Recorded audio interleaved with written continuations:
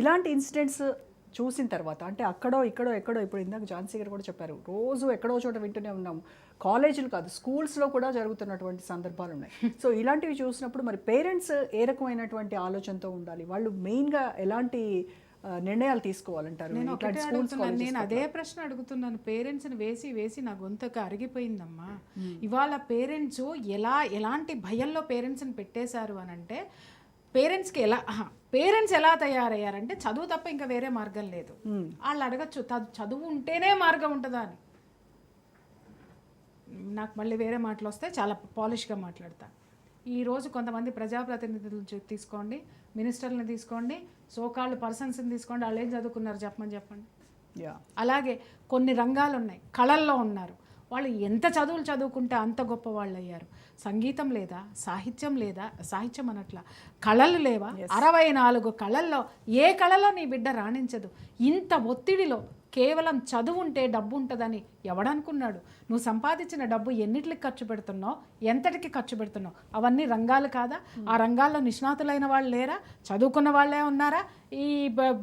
మనం మాట్లాడుకుంటున్నాం, పొద్దున్న లెగిస్తే నిన్నగాక మనం ముఖేష్ అంబానీ పెళ్లి గురించి మాట్లాడాం. ముఖేష్ అంబానీ నానేం చదువుకున్నాడు, లేకపోతే వీళ్ళు ఏమాత్రం పిహెచ్డీలు చేసినారు, ఏమాత్రం ఇంజనీరింగ్ చేశారు? ఇలాంటి వాళ్ళు ఎంతమంది లేరు?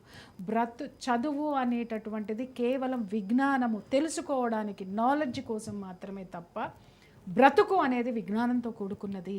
అది తెలుసుకోవాల్సినటువంటి అవసరం ఉంది. ఇవాళ నిజంగా పేరెంట్స్కే తెలియదమ్మా. పేరెంట్స్కి తెలిస్తే ఇవాళ వ్యవస్థలు ఇలా ఉండవు. వాళ్ళు ఎంతసేపు స్కూల్లో ఏదన్నా జరిగితే ఈ విషయం ఏంటంటే, తప్పు చేసిన వాడు మూసుకుని కూర్చుంటే తప్పు అంటే విక్టిమ్ ఎవడైతే ఉన్నాడో వాడు భయపడి లోపల దాక్కోవాల్సి వస్తే చేసిన వాడు రోడ్డు ఎక్కుతున్నాడు. ఏదో సామెత ఉంది, ఇల్లాలని వెలయాలంటేనంటే అదేంటి లోపలికి వెళ్ళిపోయి తలుపేసేసుకుందంట. వెలయాలని తిడితే రోడ్డు మీదకి వచ్చి నానాగోళ చేసిందంట. ఈరోజు పరిస్థితి, న్యాయము, వ్యవస్థ అలా తయారైంది.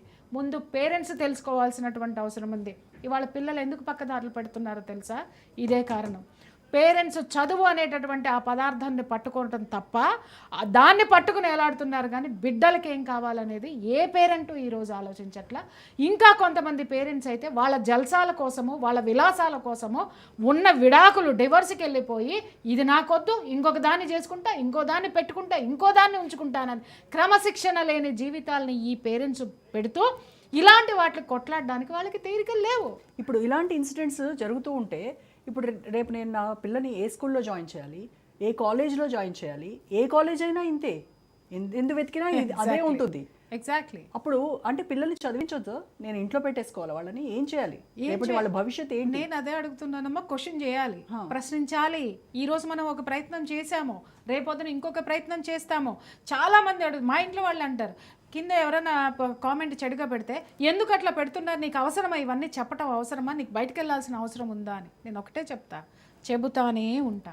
ఎవడో 10 మంది తిడితే 10 మంది కోసం నేను ఎందుకు నోరు మోసుకుంటా? 90 మంది కోసం నేను మాట్లాడతా.